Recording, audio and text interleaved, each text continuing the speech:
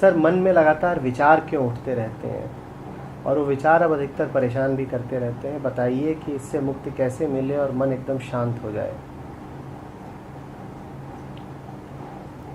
दो बातें ध्यान से समझना।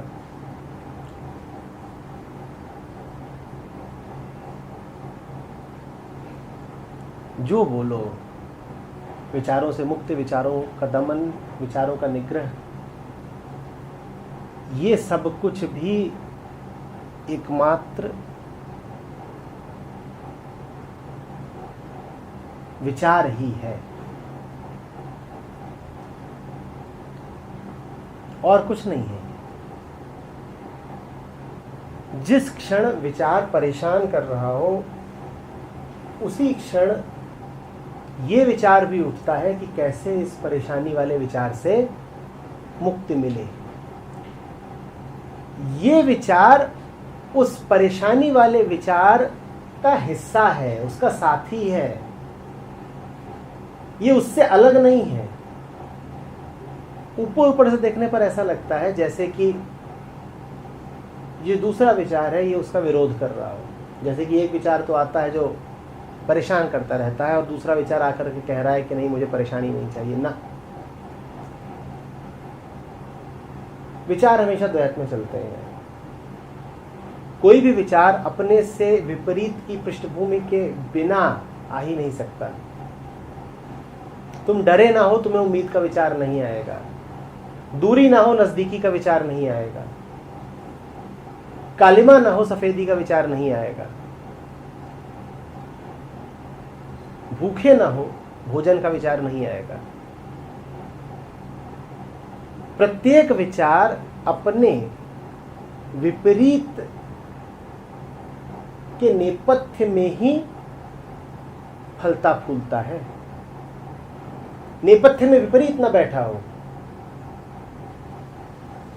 तो कोई विचार आकार नहीं पकड़ सकता। तो ये तुम जो बात पूछ रहे हो, ये पूछने की नहीं है। अब समझना ध्यान से। इस क्षण तुम्हें जो भी विचार आ रहे हैं वो तुम्हारे अतीत का नतीजा है। तुम जैसा जीवन जी रहे हो उसी जीवन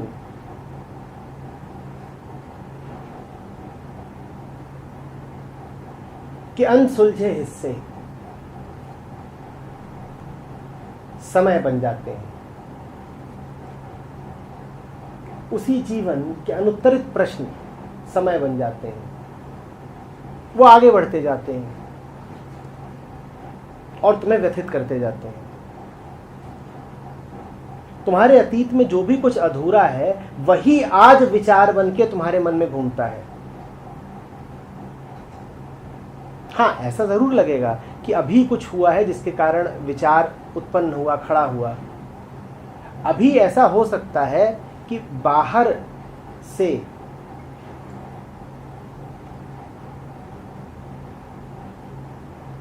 कोई स्टिमुलस आ गया हो,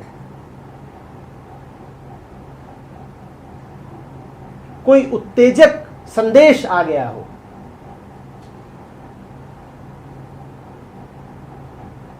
लेकिन वो स्टिमुलस भी तुम्हें उत्तेजित तभी कर पाएगा जब तुम्हारे पास उत्तेजित होने के लिए सामग्री पहले से मौजूद हो।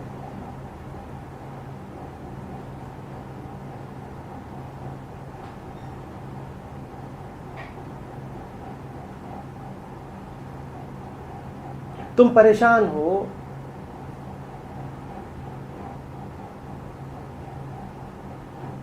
क्योंकि पढ़ नहीं पा रहे हो। तुम परेशान हो क्योंकि जब भी पढ़ने बैठे थे तुमने पढ़ाई के साथ न्याय नहीं किया।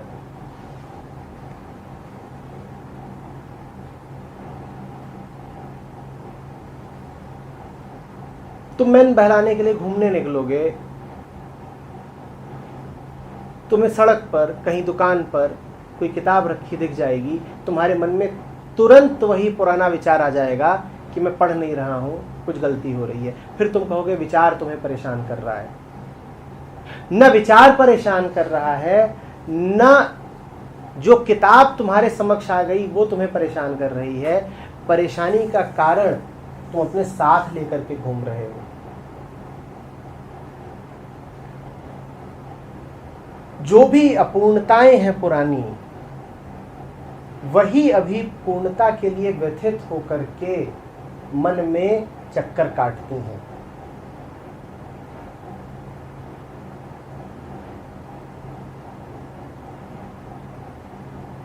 जो भी कुछ अपने अंजाम तक नहीं पहुंचा है, जो भी कुछ अपने विगलन तक नहीं पहुंचा है, वही क्रंदन करता है भीतर कि मुझे पूरा करो, मुझे शांत करो।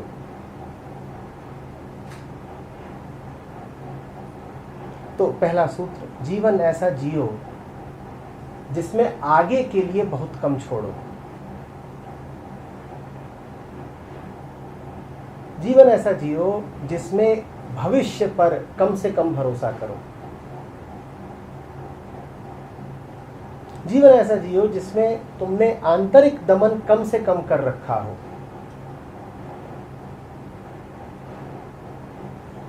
जिसमें तुमने अपनी भावनाओं को, विचारों को, वृत्तियों को सम्मान दिया हो। भावनाओं को कुचलोगे, वो कहीं चली नहीं जाएंगी, वो बस रूठ जाएंगी। रूठ करके आंसू बहाएंगी और प्रतीक्षा करेंगी और चीत्कार करेंगी कि हमें मुक्ति दो, हमें शांति दो। उनका चीत्कार तुम्हारे मन में विचार बन के उठेगा। तुम कहोगे विचार परेशान कर रहा है, विचार नहीं परेशान कर रहा है। वो सब कुछ जो तुम पीछे बिखरा हुआ छोड़ करके आए हो, वो तुम्हें परेशान कर रहा है। जीवन ऐसा जियो जिसमें ये बिखराव कम से कम हो।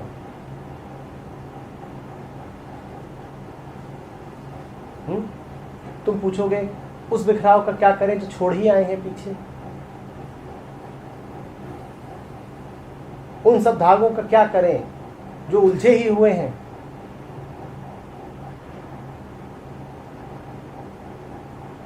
उनके कष्ट से तुम्हें गुजरना होगा।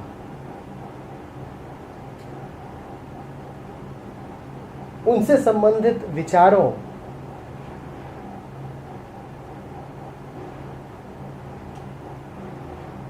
को तुम्हें झेलना ही होगा।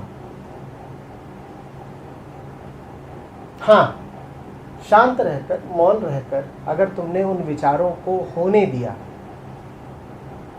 तो फिर उनका जोर खत्म हो जाता है।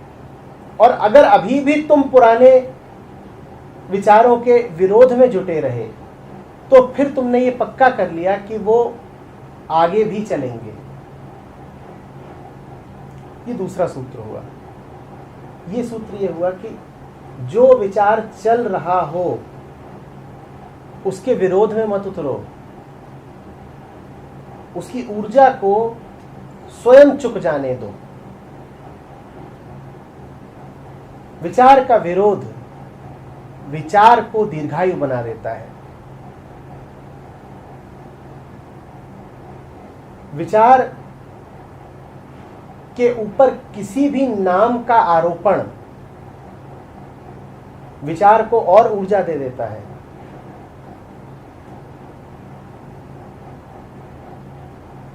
तो जो बोया है वो फसल तो काटोगे, उसको काटो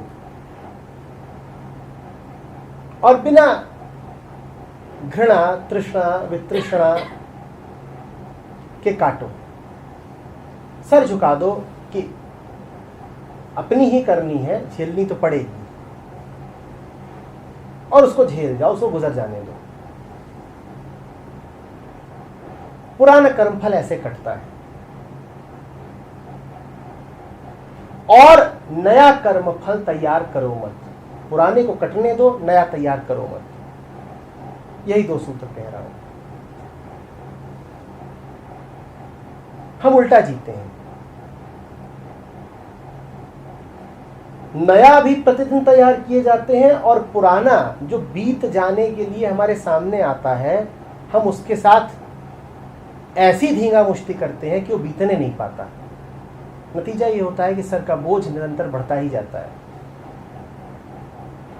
पुराना तो पुराना था ही, उसमें और जुड़ता जाता है।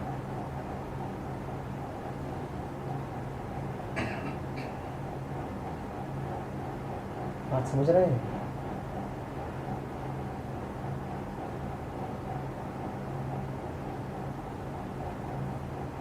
भविष्य में कम से कम आस्था रखिए।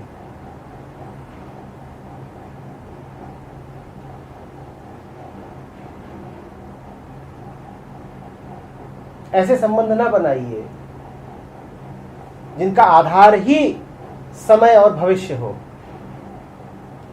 कि ये मेरे कल काम आएगा इसलिए आज इससे गांठ बांधी।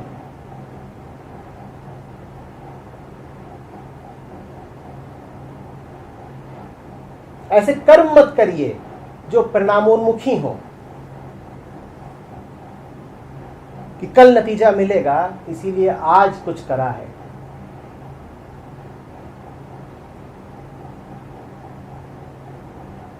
पूर्णता में जिएंगे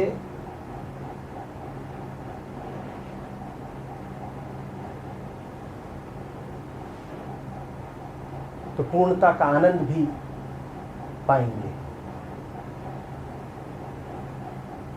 अपूर्णता में जिएंगे तो पूर्णता बस एक आशा बन के रह जाएगी, मिलेगा मात्र कष्ट।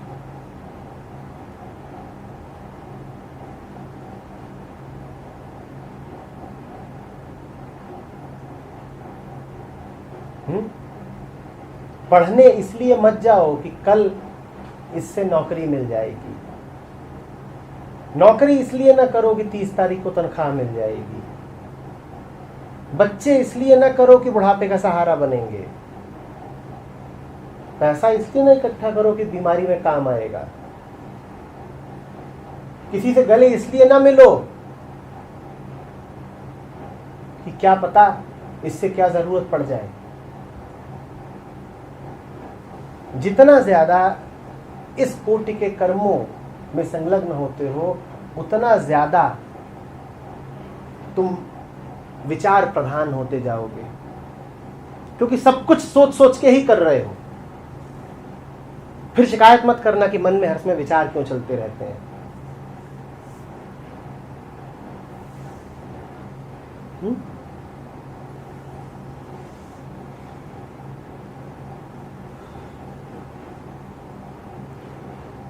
विचारों का उठना कोई शून्य में नहीं होता। विचारों का तो इतिहास भी होता है, भविष्य भी होता है। कोई विचार एकाएक नहीं खड़ा हो जाता, कहीं से आता है।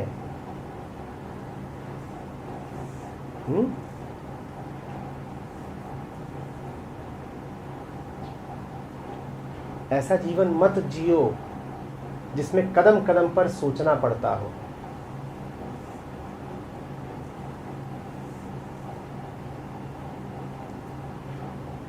भीतर एक स्फुरना रहे, एक तात्कालिकता रहे। अब क्या जगह बची विचार के लिए? जो कहना है वो सहज कह रहे हो, जो सुनना है सहज सुन रहे हो, उठना है उठ रहे हो, जाना है जा रहे हो, खाना है खा रहे हो, पीना है पी रहे हो। करेगा क्या विचार?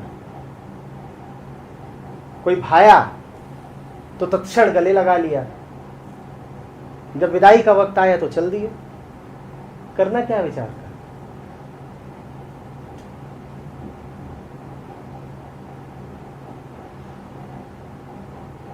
जैसा जीवन जी रहे हो, मन उससे कुछ अलग हो सकता है क्या? कैसा जीवन कर रहे हो उस पर दृष्टिपात करो।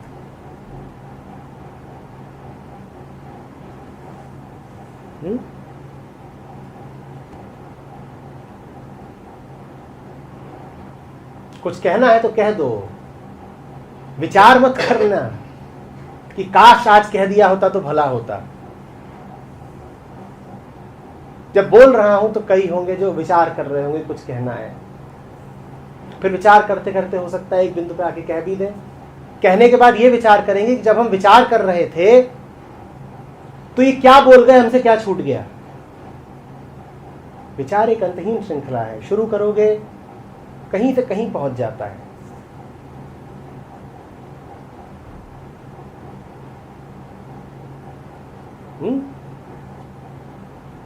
जैसे ढलान पर तुमने गेंद उड़का दी हो, अब रोकना मुश्किल है। सोचना शुरू करोगे दीवार के बारे में, दीवार का रंग देखोगे, इस रंग से कुछ और याद आ जाएगा, उससे कुछ और याद आ जाएगा, उससे कुछ और याद आ जाएगा। अतीत का सारा कचरा निकल के सामने आ जाना है।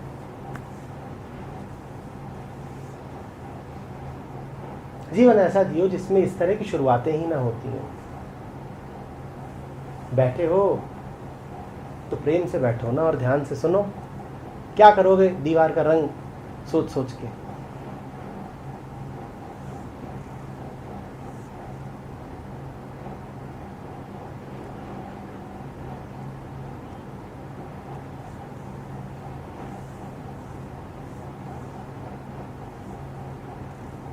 पर विचारशील होने में बड़ी इज्जत की अनुभूति होती है ना, कि मिलिए, इंसाफ से मिलिए, बड़े विचारवान पुरुष हैं।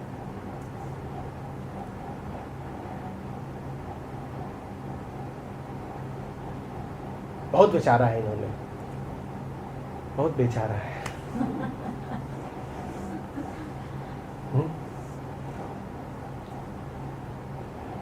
सर, पर हमारा जो एजुकेशन सिस्टम है वो पूरी तरह, जैसे अगर किसी को कहा जाए कि आईक्यू कैसे बढ़ाया जाए, तो वेस्टर्नर्स हैं जो भी है वो कहते हैं कि एसोसिएटिव थिंकिंग में लाओ अपने माइंड को, आइंस्टाइन को। मैं तुमसे पहले पूछ रहा हूँ कि जिसे तुम आईक्यू कहते हो,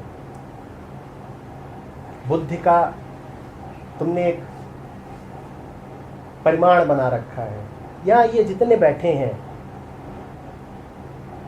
इनका तुमने नापा होता आईक्यू तो कितना आता? कबीर का बहुत ज्यादा आना था। तुम्हारे जैसे ये आईक्यू टेस्ट होते हैं, इन पर तो कबीर लुढ़क ही जाते। पर तुमने ये मान ही रखा है कि ये जो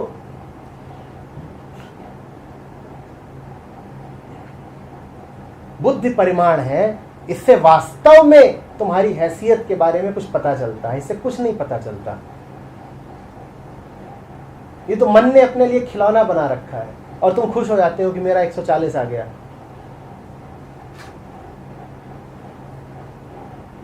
जीसस का बहुत ज्यादा आना था क्या? और लल्लेश्वरी नंगी घूमती थी तो उनका आईक्यू नापते, क्या आता? पहली बात तो बड़ा मुश्किल होता राजी करना उनको कि इस तरह के किसी प्रयोग में बैठिए।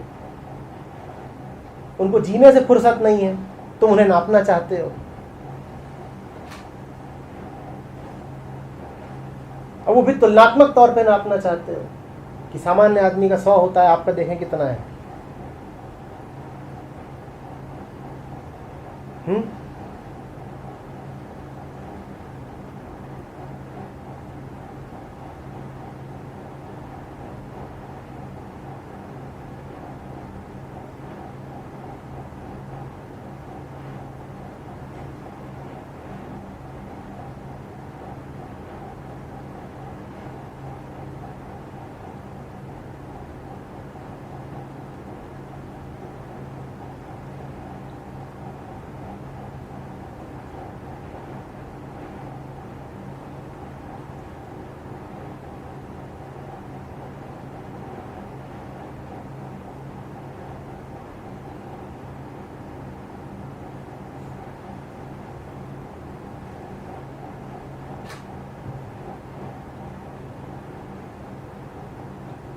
जिन परीक्षाओं को मूल्य देते हो, महत्व देते हो,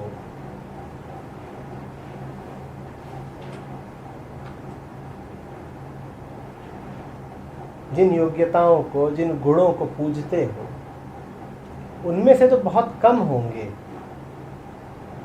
जो तुम इनमें पाओगे। अष्टावक्र में, कबीर में, नानक में, बुद्ध में, उनको पाओगे ही नहीं। पर हम ये देख भी नहीं पाते कि हम जिन बातों को कीमत दे रहे हैं, और जिन मूर्तियों को हम पूजते हैं उनमें कितना विरोध है।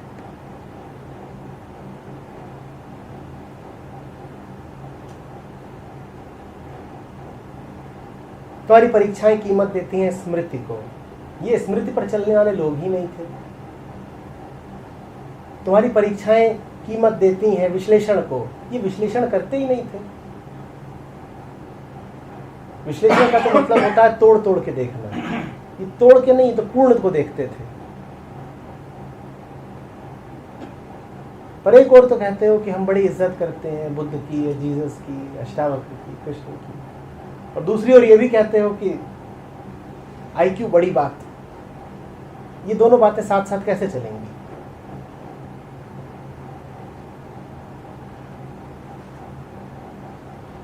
बोलो।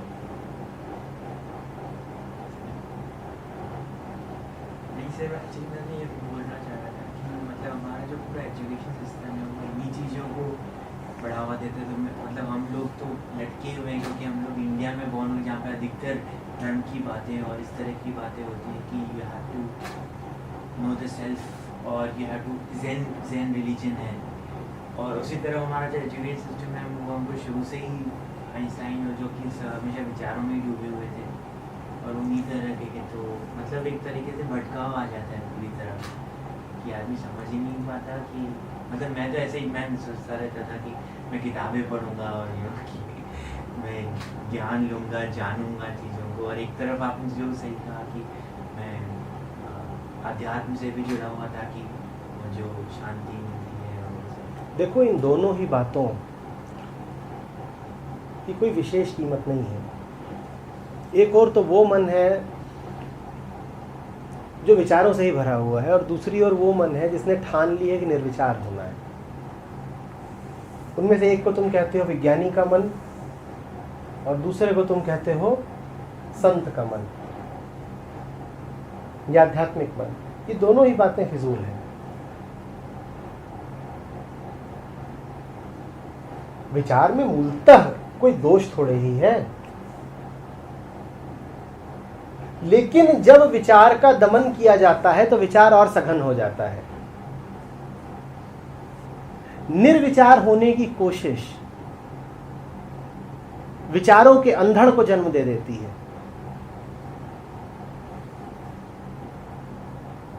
समझना, निर्विचार होने की कोशिश का अर्थ है शांति पाने की कोशिश। जब शांति तुम्हारे लिए कोशिश बन जाती है तब तुम्हारा मन तरह तरह के विचारों से भर जाता है। तब तुम्हारे लिए बहुत जरूरी हो जाता है कि सोचो और सोचो और सोचो। अब इस सोचने में रुग्णता है, अब इस सोचने में स्वास्थ्य नहीं है। स्वस्थ सोच भी हो सकती है, स्वस्थ सोच दूसरी होती है।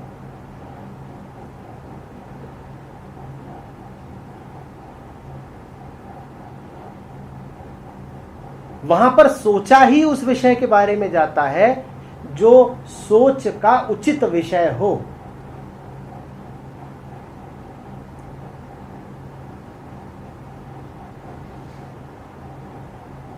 कमरे में 4 दरवाजे हैं, किससे बाहर निकलूं ताकि कम से कम रास्ता तय करना पड़े, सोच सकते हो इस बारे में।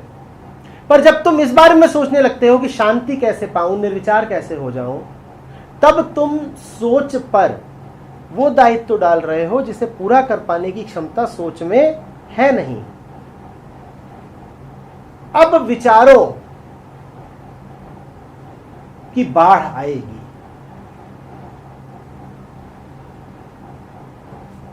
क्योंकि विचार अब कम पड़ रहा है ना। तुम ऐसी चीज के बारे में सोचना चाहते हो जो सोच सोचकर हासिल हो नहीं सकती। तुम सोचना चाहते हो शांति के बारे में, तुम सोचना चाहते हो सत्य के बारे में, तुम सोचना चाहते हो प्रेम के बारे में। ये सोच से मिलेंगे नहीं, तो अब तो विचारों का चक्रवात उठेगा।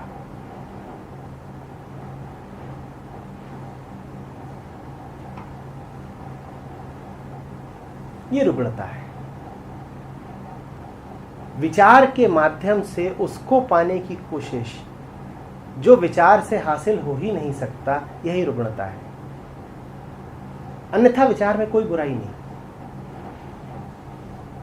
सांस का काम है चलना, मन का काम है सोचना। पर मन उस बारे में सोचे ना जो मन का नैसर्गिक विषय हो। चलना, उठना, गिनना, पाना, खोजना, ये सब सोचने के उचित विषय हैं, जरूर सोचिए। पर यदि आप सोचने बैठ गए हैं कि जीवन में पूर्णता कैसे लाऊं, तो फिर तो सोचे जाइए। आप ये भी सोचने बैठ सकते हैं कि जीवन में पूर्णता मुझे पदार्थ के माध्यम से मिलेगी, मैं कुछ नए तरीके ईजाद कर लूं, मैं कुछ नई वस्तुओं का, वैज्ञानिक विधियों का ईजाद कर लूं, तो मुझे जीवन में पूर्णता का अनुभव होगा। तो आप सोचे जाएंगे। विज्ञान फिर अंतहीन है, क्योंकि हासिल करने की भी विज्ञान कोशिश वही कर रहा है जिसे खोया नहीं जा सकता। इसीलिए वैज्ञानिक किसी भी बिंदु पर आकर के सोचना बंद नहीं कर पाता। कितना भी सोच ले, कितने भी नए आविष्कार कर ले, लेकिन उसकी सोच नहीं थमती, क्योंकि जो उसे चाहिए था वो सोच से तो मिलेगा नहीं। तो सोचे जा रहा है, मिल रहा नहीं। हाँ, सोचने की प्रक्रिया में उसे कई खिताब मिल सकते हैं, पुरस्कार अर्जित कर सकता है, लेकिन शांति तो फिर भी नहीं मिलेगी। बहुत बड़ा विचारक कहला सकता है, पर तब भी उलझा सा रहेगा, बेचैन। बात समझ रहे हैं?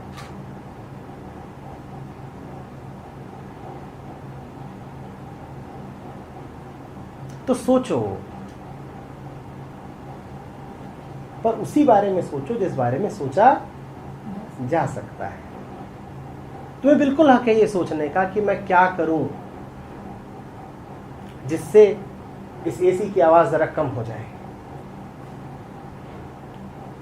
वो सोच का सम्यक विषय है, पर तुम ये सोचने बैठ गए कि मैं क्या करूं जिससे मैं और गहराई से समझ सकूं, तो सोचते रह जाओगे, फिर सोचते रहना।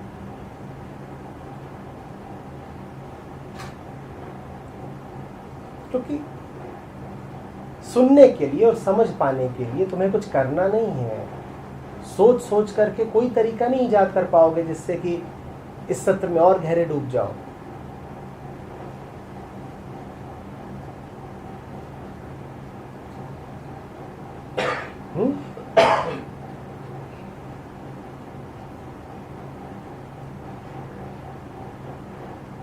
वैज्ञानिक अगर सिर्फ अणु के बारे में जानना चाह रहा है तो ठीक, पर अगर वो अणु के माध्यम से सत्य के बारे में जानना चाह रहा है तो पागलपन।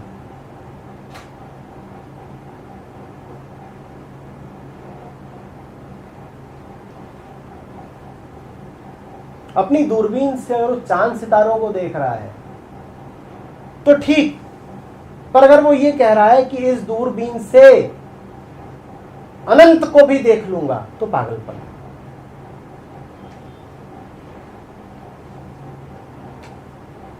अगर वो कहता है कि प्रकाश को जानना है, पदार्थ को जानना है तो ठीक, पर अगर वो कहता है कि अपनी गणित से, अपनी विधियों से और अपनी प्रयोगशाला से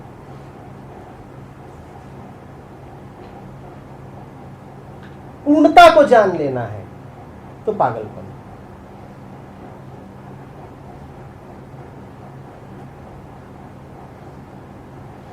लेकिन अधिकांश वैज्ञानिक अणु को नहीं जानना चाहते। वो कहते हैं अणु को जानेंगे तो किसी दिन सत्य जान लेंगे, ट्रुथ का पता चल जाएगा।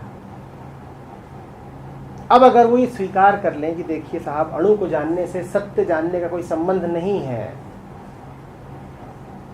तो उनकी पूरी अंतः प्रेरणा गिर जाएगी। वो कहेंगे फिर हम अणु को जान ही क्यों रहे हैं। अगर अणु को जानना मात्र अणु को जानने तक ही सीमित है तो फिर उसको हम जान ही क्यों रहे हैं। उम्मीद तो ये है ना कि इसको जानने से किसी रहस्य के गर्भ में प्रवेश कर जाएंगे, कुछ ऐसी बात पता चल जाएगी कि जिससे लगे कि हाँ यही तो आखिरी है। वो कभी मिलेगी नहीं। तुम्हें जितना जानना है पदार्थ को, आकाश को, अंतरिक्ष को, विश्व को, जितना जानना है जानते रहो, उससे सत्य तक नहीं पहुंच जाओगे। हाँ, जानने की उत्कंठा तुम्हें विचार में और गहरे ले जाएगी, विचारवान कहला जाओगे,